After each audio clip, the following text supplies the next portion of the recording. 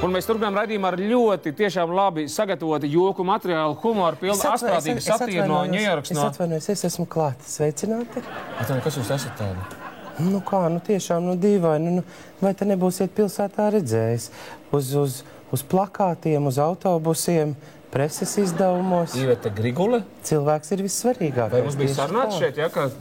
Nu, protams.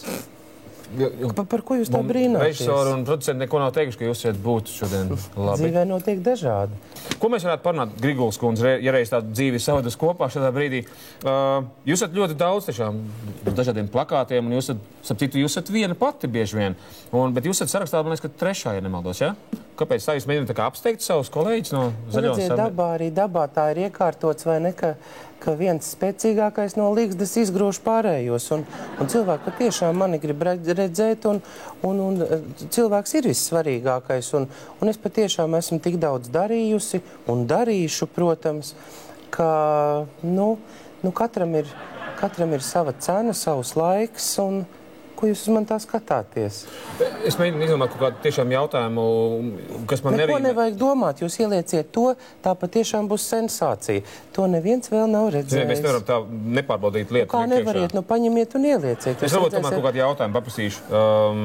Jūs bijāt pret eiro, un tagad jūs tā kā ejat uz Eiropu. Es samainīju. Ko samainījāt? Latus uz eiro. Un ar to pietika? Es jau tad vēl nebiju samainījusi.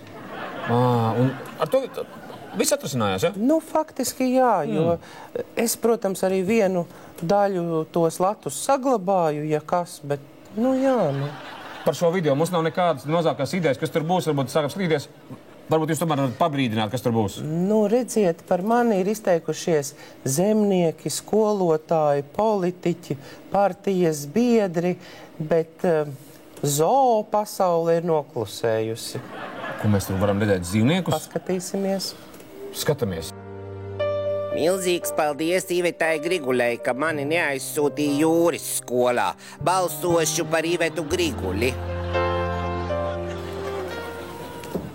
Jūsu reklāmā ir runājošs kaķis, kas saka, ka viņš ir izglābts no... Jūs esat izglābus. Kādēļ jūs to saucat par reklāmu? Tā ir dzīves situācija un tā ir reālā dzīve. Tā nav reklāma. Zemnieki, skolas, slimnīcas. Es to visu esmu glābusi. Tas nav izdomāti. Un tas, kas ir uz autobusiem, jūsu bildes, tā ir reklāma? Es esmu glābusi arī autobusu parku. Kā jūs esat glābusi autobusu parku? Stūmu.